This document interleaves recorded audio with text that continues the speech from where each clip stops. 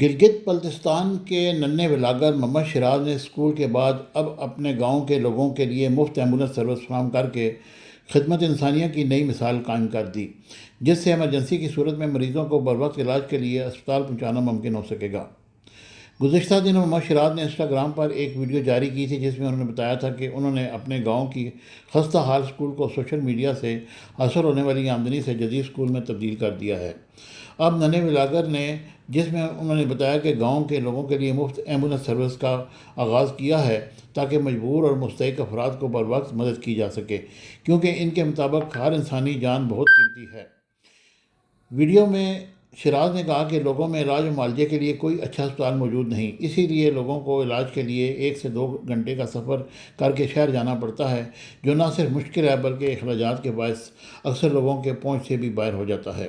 انہوں نے بتایا کہ گاؤں کی خواتین کی زچگی کے دوران شدید مشکلات کا سامنا رہتا ہے، جبکہ بروقت برف باری کی وجہ سے یہاں بزرگ خواتین اور بچے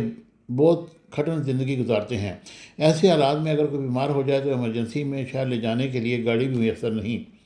شیراز نے کہا کہ انہی مشکلات کو دیکھتے ہوئے انہوں نے اپنے گاؤں کے لوگوں کے لیے ایک ایمبولینس خریدی ہے تاکہ ایمرجنسی کی صورت میں بزرگوں، خواتین اور بچوں سمیت سب کو بروقت علاج کے لیے اسپتال پہنچایا جا سکے۔ ننھے ولاگر نے اس اقدام سے بے شمار قیمتی جانیں بچ سکیں گی۔ خیال رہے کہ گلگت بلتستان کے ضلع اسکردو کے خوبصورت علاقے سے تعلق رکھنے والے محمد شیراز نے یوٹیوب پر اپنی آمدنی اور علاقے کی خوبصورت ثقافت دنیا کے سامنے پیش کر کے بہت کم عرصے میں بے پناہ مقبولیت حاصل کی۔ ان کے ولاگز ہر عمر کے افراد شوق سے دیکھتے ہیں اور ان کی معصوم گفتگو کو بے حد پسند کرتے ہیں۔ ننھے ولاگر اس وقت دنیا میں انتہائی اہم مقام حاصل کر چکے ہیں اور بہت سارے لوگ ان کو فنڈنگ بھی کرتے ہیں،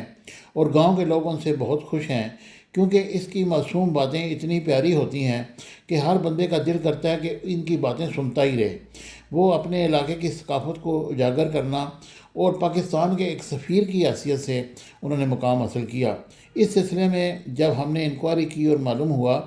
کہ یہ ننھا ولاگر اکیلا نہیں بلکہ اس کی پوری معاونت اس کا والد بھی کرتا ہے، اور اس سلسلے میں انہوں نے اس کی پوری ہیلپ کی اور ہر طرح سے ان کو، کیونکہ یہ بہت چھوٹی عمر کا ہے، اور پھر وزیر اعظم محمد شہباز شریف صاحب نے بھی ان کو اپنے وزیر اعظم ہاؤس میں بلایا تھا اور انہوں نے ان کی کافی پذیرائی بھی کی، ان کی حوصلہ افزائی کی، اور وزیر اعظم نے یہاں تک کہ اپنی کرسی پر ان کو بٹھایا اور کہا کہ کیا آپ وزیر اعظم بننا پسند کریں گے؟ تو بڑے معصوم انداز میں اس نے کہا کہ ٹھیک ہے، میں بیٹھ جاؤں گا تو پھر آپ کی چھٹی ہو جائے گی۔ یہ اس طرح کی ایسی خوبصورت باتیں جو پھر بدی کرتا ہے، یہ ایک خوبصورت مقام اس نے حاصل کر لیا ہے جو ہر بچہ کر نہیں سکتا۔